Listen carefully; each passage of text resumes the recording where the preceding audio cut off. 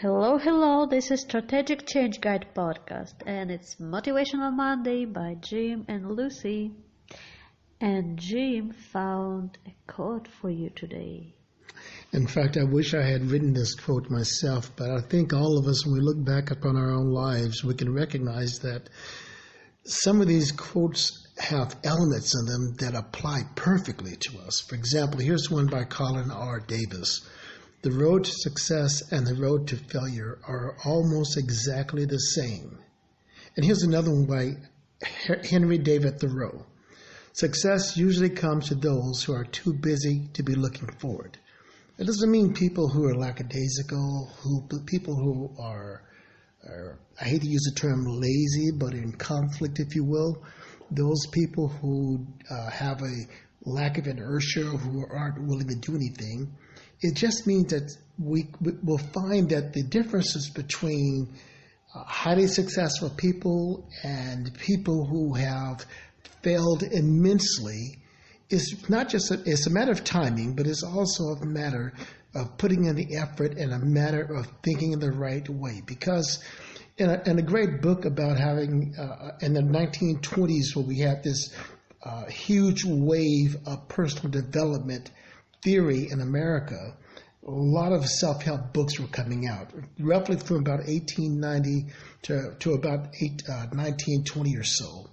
And some of the ideas come in from law of attraction. That's why a lot of the books were actually created around that time. I'm not confusing the years with one that came out a few years ago, but actually one that was really written around the 1920s or so. My point being is that attitude is everything, and having the right mental ability, the mental acuity, and the right amount of work and the right amount of thinking, well, what happens, it will put us in front of the right people at the right time. The right thoughts will be in our mind, and we'll wake up in the middle of the night or early in the morning, and we'll wonder, where does this thought come from? We can't wait to jot it down, which is a good reason to have a pen and pencil or a piece of paper to write down your dreams, your thoughts when you first step out of bed. Then you get on your knees or however way you want to do it and offer some gratitude.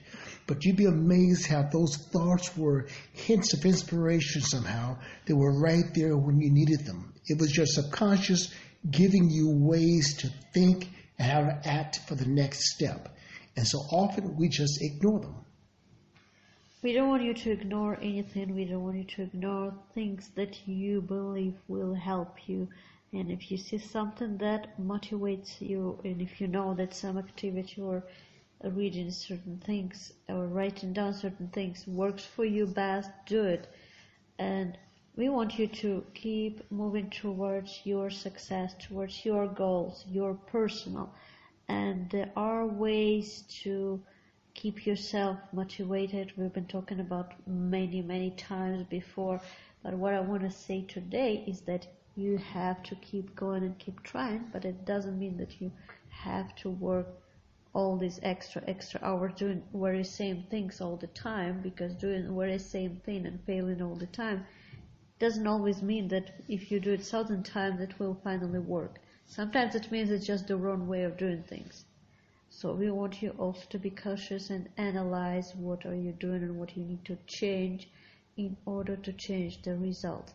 And staying positive and keeping right attitude is exactly, when people often say that there is no recipe for this and that, so I want to tell you this is the recipe for many good things happening in your eyes when you just keep it in your lives, when you keep it this right attitude.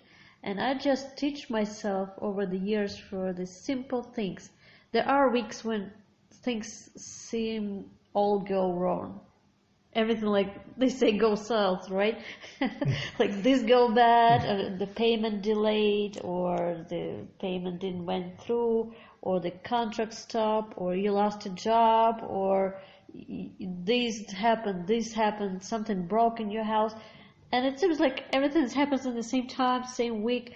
So I teach myself, and I want you to try to relax. Don't take it negative way. Don't perceive it the way that it's all bad.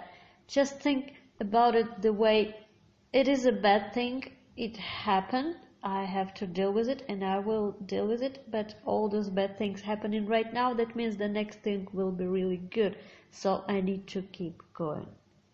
So Lucy is absolutely correct. Now I want you to think about what she was saying. So you want to replay this over.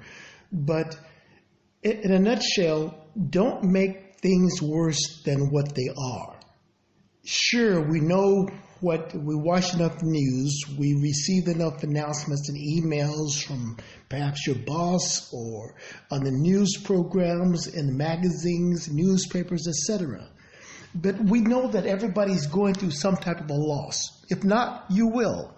A loss of a loved one, a loss at work, you're going to be likely downsized by your salary or from your job one way or another.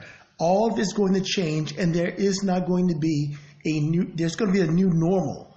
Things are not going to revert entirely the way they were. And the reason that's good is because people will come up with new inventions of ways of doing things and seeing things, new books, new opportunities. You have them all right now locked in your head. If you don't have them in your head right now, there are several ways you can get them. One is when you're watching a movie, sure, relax, but ask yourself, what can I learn from this? How can it serve me? So don't put your head in the sand and say, woe is me, the world, I'm like Chicken Little, the world is really going bad and it's not going to get worse, it's never going to come out of this. The world has always found a way to come out of it.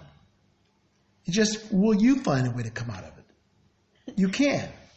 Exactly. And did you notice that when you're watching movies and reading books, when you're picking up movies and books, you always will try to wear this and that role or situation on yourself.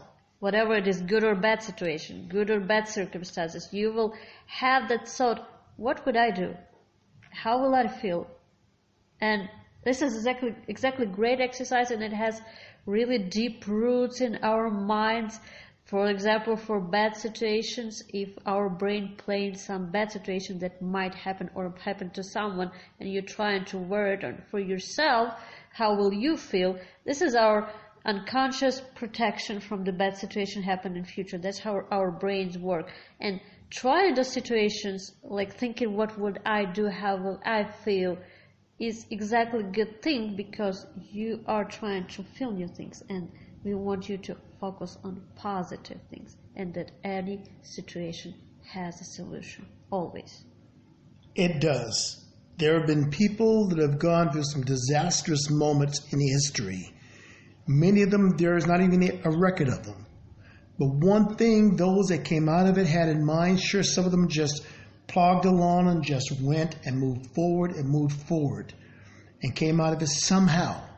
But many of them made a concerted effort. They were determined that I'm going to get through this somehow. We're going to get through it. Now, what can you do with this information with your loved ones at home now? Because you don't work just to work. You work to provide for your family. Those are things that are really important. They're elemental. They're critical. So, what can you do to make your relationship with your significant other in your life, your children, or perhaps your other extended family members? What can you do? You can set an example for them. Right now, you can step up and be a leader. You may see yourself as being an insignificant employee at the company, that there are other people, the ones higher up in the food chain that makes all the decisions that govern your life. No, you govern your life. There's no way to do it. You're not a clam just moving any direction that the sea or the tide decides to move you.